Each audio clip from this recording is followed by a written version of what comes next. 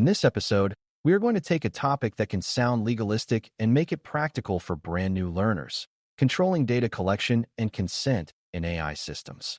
People often hear consent and think it simply means someone clicked a button once, but privacy risk is usually created long before a click, and it can grow quietly over time if data collection is not disciplined. With AI, data is tempting because more data often seems like it should make the system better. Yet more data also increases the chance of collecting sensitive information, violating expectations, or creating a breach that harms real people. The goal of this lesson is to help you understand three connected ideas that show up everywhere in responsible AI: privacy, purpose limits, and minimization. Privacy is about respecting people and controlling personal information. Purpose limits are about using data only for the reasons you said you would use it, and minimization is about collecting and keeping only what you truly need. When you can connect these ideas, you can spot the moments where an AI project drifts from helpful to risky without anyone meaning to cause harm. Before we continue, a quick note. This audio course is a companion to our course companion books. The first book is about the exam and provides detailed information on how to pass it best. The second book is a Kindle-only ebook that contains 1,000 flashcards that can be used on your mobile device or Kindle. Check them both out at cyber.author.me in the Bare Metal Study Guide series. A good place to start is by defining what data collection means in an AI context, because beginners often assume it only means a form where someone types information. Data collection is broader than that because it includes anything your system records, stores, or observes, even if the user does not think of it as data.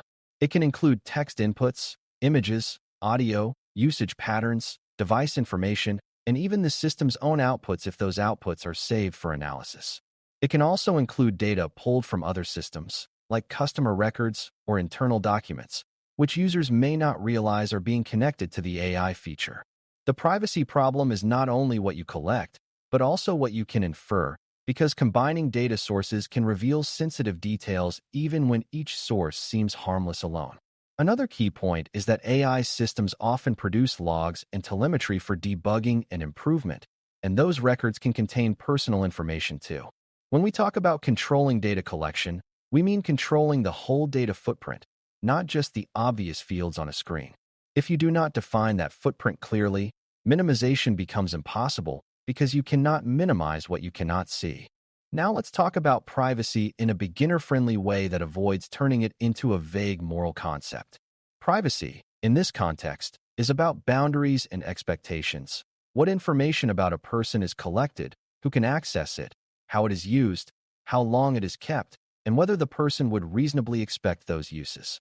Privacy is not only about identity fields like a name or a phone number.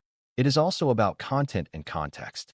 A customer message might include personal stress, health concerns, or financial trouble, and that content can be sensitive even if it contains no obvious identifier.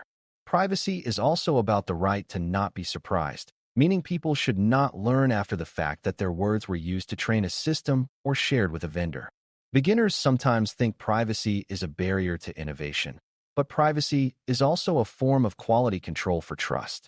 If people do not trust how their data is handled, they will avoid the system, provide lower quality information, or respond with anger when something goes wrong.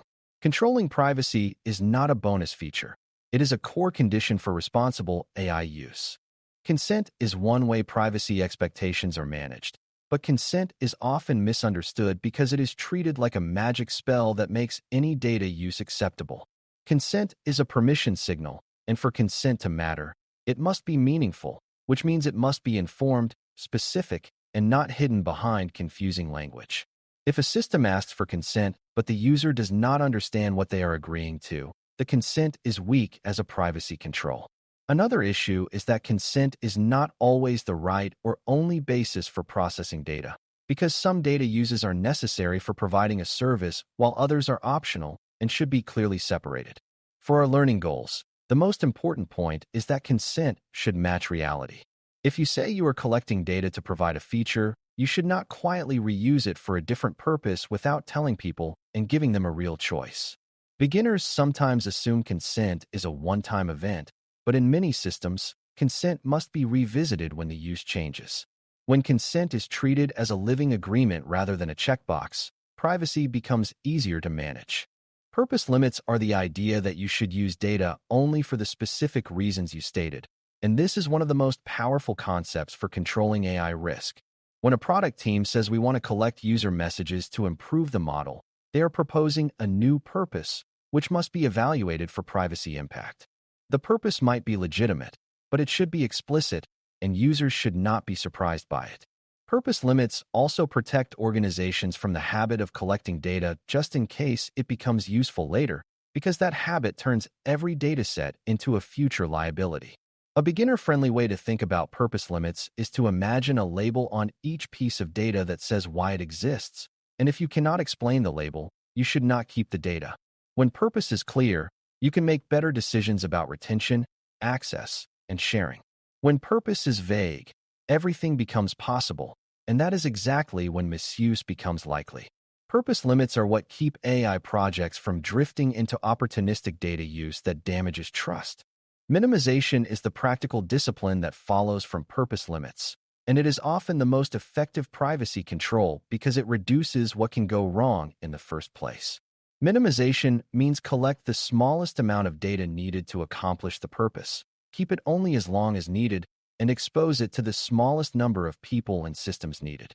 Beginners sometimes worry that minimization will make systems worse, but in many cases, minimizing data can improve quality because it forces teams to focus on relevant signals rather than noise. Minimization also reduces breach impact because a system with less stored sensitive data has less to leak. Another benefit is that minimization makes compliance easier because fewer data types and fewer sources mean fewer complicated obligations. Minimization is not the same as refusing to use data. It is the skill of selecting the right data and rejecting the rest. When you combine minimization with clear purpose limits, you create a privacy posture that is easier to explain and defend. A practical way to control data collection is to distinguish between data that is required for the feature to work and data that is optional or convenient.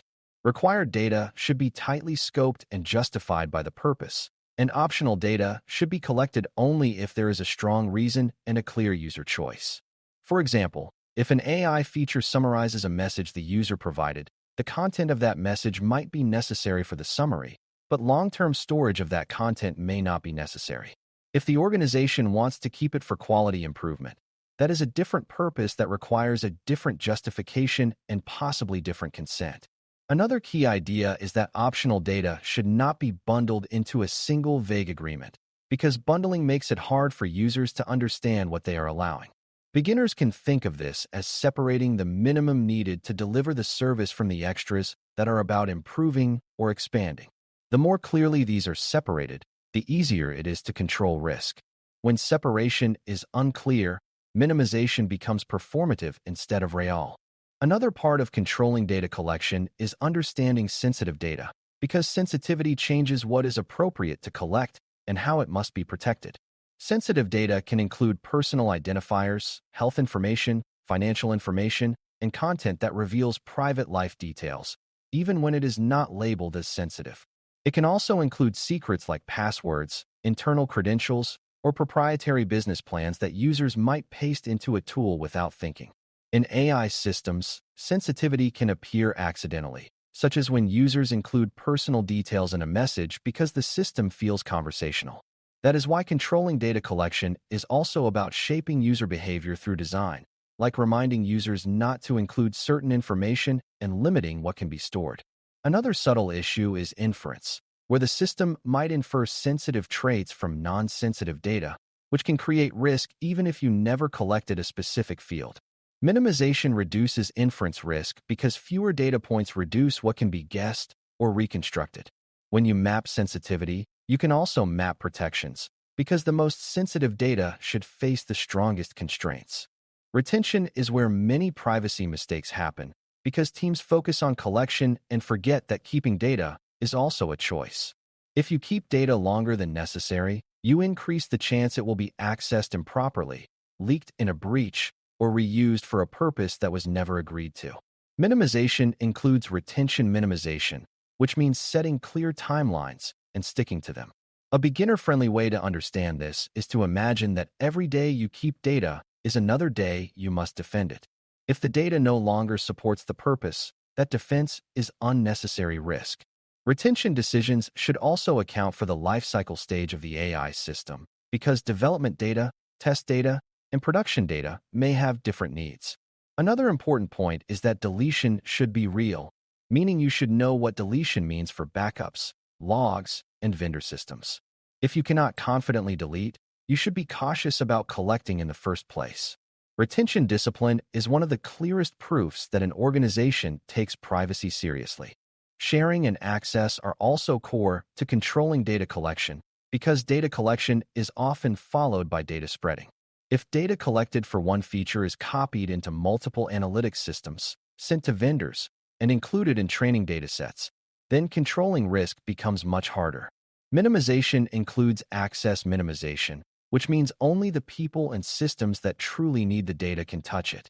This is where security and privacy coordination becomes essential, because access controls, logging, and monitoring can help detect misuse, but logging itself can also contain sensitive content. The goal is to create a balanced approach where you can investigate incidents without collecting unnecessary personal details. Another sharing risk is internal reuse, where teams discover a dataset and want to use it for a new project, which can violate purpose limits if the new project is unrelated. A strong privacy posture treats data reuse as a decision that must be reviewed, not an automatic right. When you control sharing, you prevent the slow expansion of risk across the organization. A common misconception that needs to be corrected is the idea that anonymization automatically removes privacy risk. Some data can be de-identified in ways that reduce risk, but de-identified data can sometimes be re-identified, especially when combined with other datasets. Also, even when a person cannot be identified, the content itself might still be sensitive or harmful if exposed. Another misconception is that if data is internal, privacy does not matter, but employees and customers still have expectations and rights, and internal misuse can be just as damaging as external misuse. Another misconception is that using a vendor means the vendor is responsible for privacy, when your organization still carries responsibility for how data is handled and how users are informed. These misconceptions cause teams to collect more data than needed and to treat privacy as a late-stage review rather than a design requirement. When you replace misconceptions with a minimization mindset, you naturally reduce exposure. The best privacy control is often the decision to not collect or not retain something you do not truly need. As we close, controlling data collection and consent is about making privacy real in day-to-day decisions rather than treating it as an abstract principle. Privacy means respecting boundaries and expectations. Consent means permission that matches reality. Purpose limits mean using data only for the reasons you stated, and minimization means keeping the data footprint as small as possible. In an AI system, these ideas must cover not only obvious inputs but also logs, telemetry, derived data, and reuse for training or improvement. When you map purposes clearly, you can separate required data from optional data and make consent meaningful rather than confusing. When you minimize collection, sharing, and retention, you reduce both the chance of harm and the impact if something goes wrong. For brand new learners, the key takeaway is that privacy controls are not only about compliance, they are about trust and safety. If you can explain why purpose limits and minimization exist, and if you can spot where a project is collecting data just because it can, you are already developing the instincts that responsible AI risk management depends on. Thanks for listening. For more audio courses, daily newsletters, and more, please visit DailyCyber.News.